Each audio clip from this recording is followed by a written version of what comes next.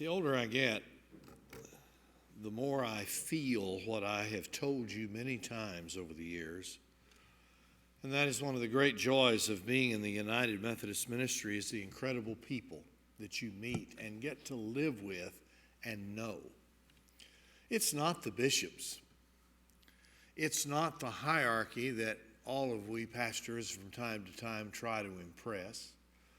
It's not the buildings that inspire us as to how great we are to get to preach, the size of the pipe organ, the height of the pulpit, the size of the seating capacity. Those things can be alluring if you don't know any better. It's the people. I remember my district superintendent, Dr. Jim Porter, was talking to me after I'd been at St. Paul and Hurst for just a few weeks.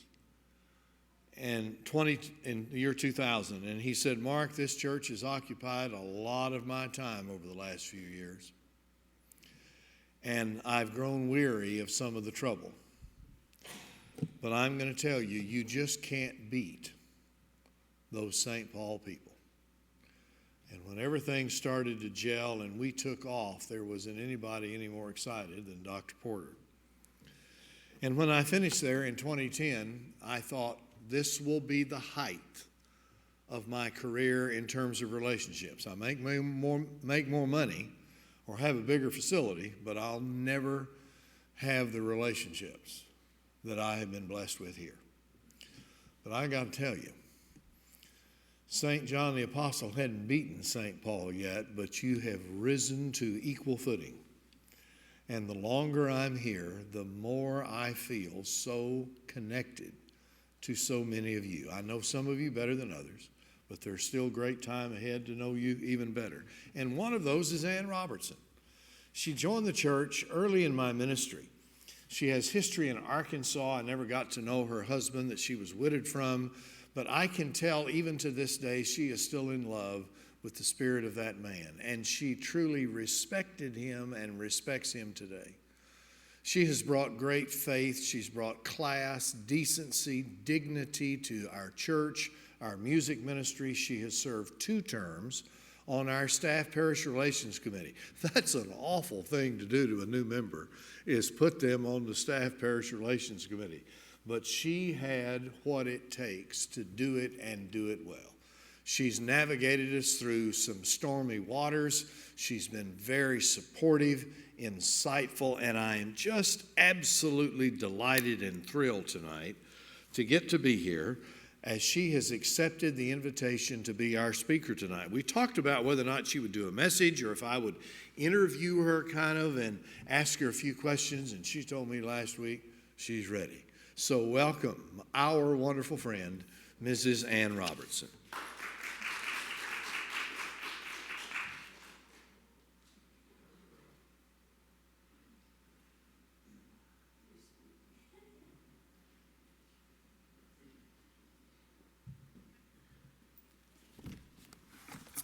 Thank you, Pastor Mark, for the kind comments.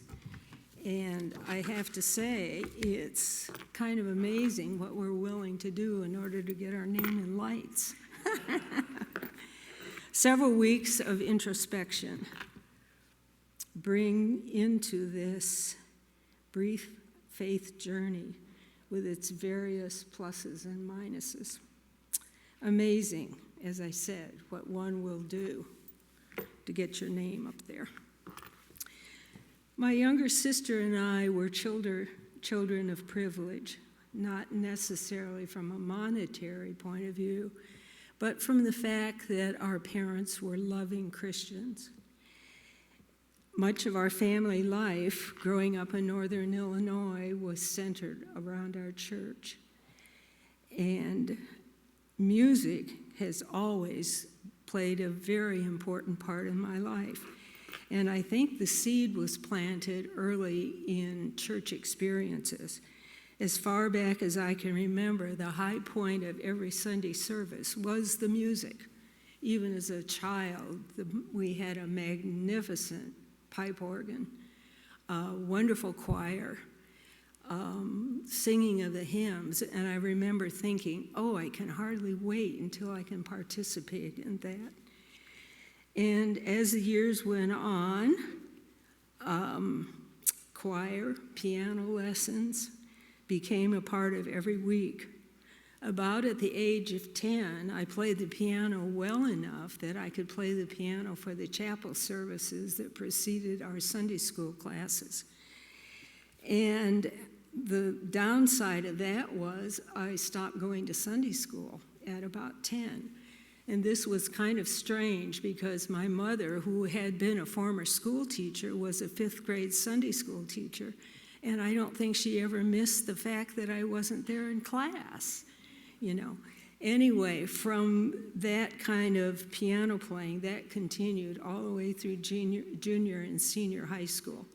And I eventually became the accompanist for the children's choirs at church, besides being in orchestra and choir responsibilities in school.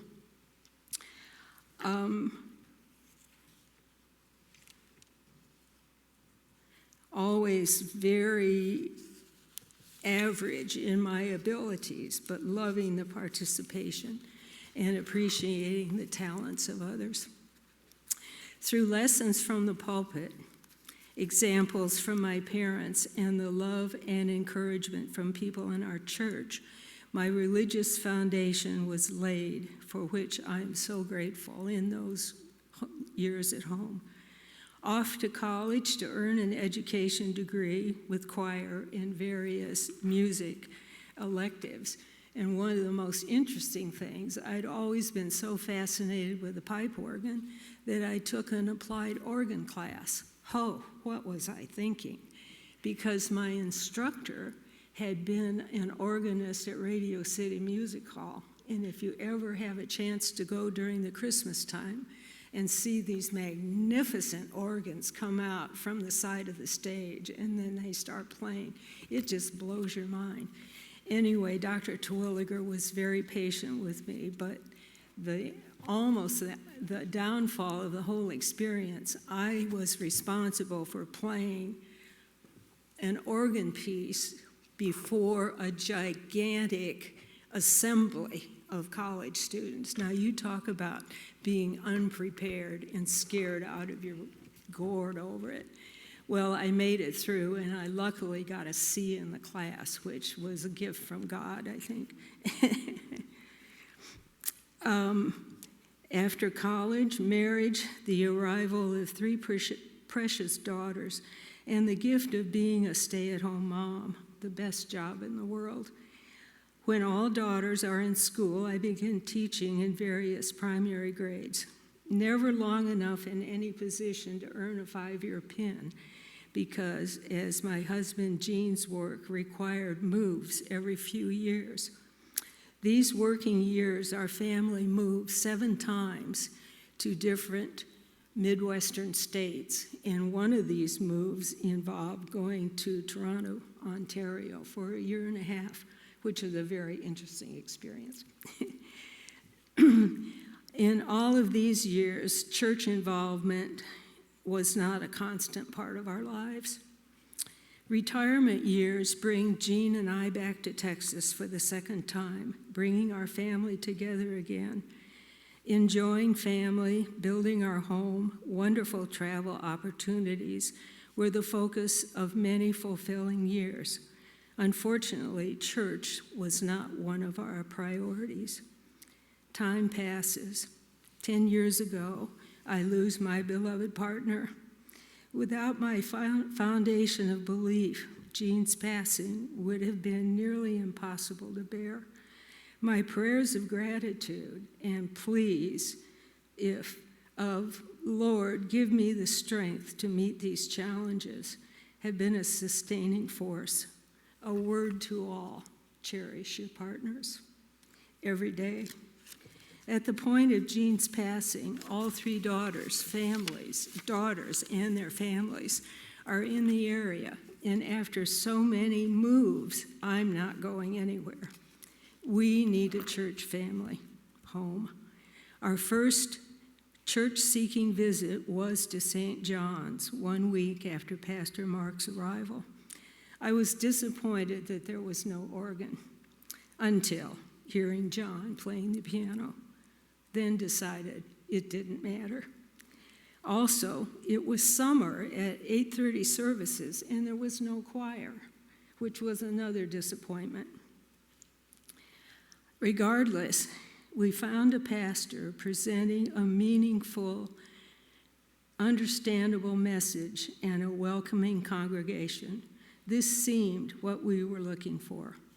Weeks later, after a summer break, a choir appears and soon after becomes a very important part of my life. From Pastor Mark, his sermons, Bible study, inspirational ladies in our Sunday school class, John Moran and our choir family, and many caring, loving people in our church, I am forever grateful for the fulfillment received from this place. Thinking back many years to those chapel services, a frequent hymn requested was, "For the Beauty of the Earth." Reviewing the lyrics recently, the words are so on point to my sensibilities defined as the ability to feel, the capacity for being affected emotionally or intellectually. These words express the presence of God in my life. Page 92. And I'll save you, I will just read the lyrics. For the beauty of the earth, for the glory of the skies, for the love which from our birth over and around us lies. Second verse, for the beauty of each hour of the day and of the night, hill and vale and tree and flower, sun and moon and stars of light.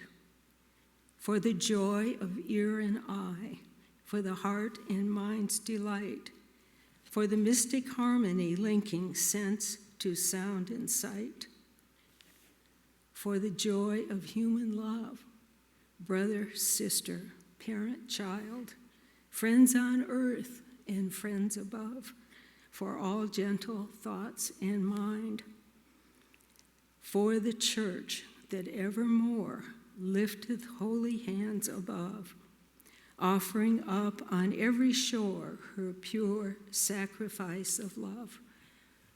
Number 6, for thyself, best gift divine, to the world so freely given, for that great, great love of thine, peace on earth and joy in heaven. Lord of all, to thee we raise this our hymn of grateful praise. St. John the Apostle, a wonderful place to learn and feel the presence of God. Amen.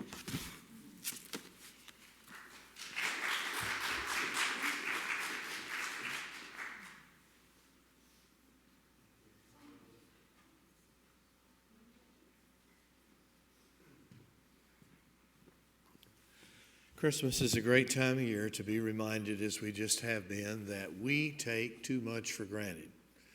And we need to seize the moment of every day, every moment, every hour, every relationship we have, so that we can cherish all that God has given us, because it's not going to be around forever as we know it now. For our benediction tonight, I'll try to remember the words of poetry that you've heard me share before, but Anne's witness inspires it tonight. I think I can recall it by memory, but I may mess it up. Written by Gloria Gaither, Marcia Jane. Old friends. After all of these years, just old friends. Through laughter and tears, old friends, what a find, what a priceless treasure. Old friends, like a rare piece of gold, old friends, makes it great to grow old. Old friends, with all I will hold to old friends. And what a friend we have in Jesus. Amen.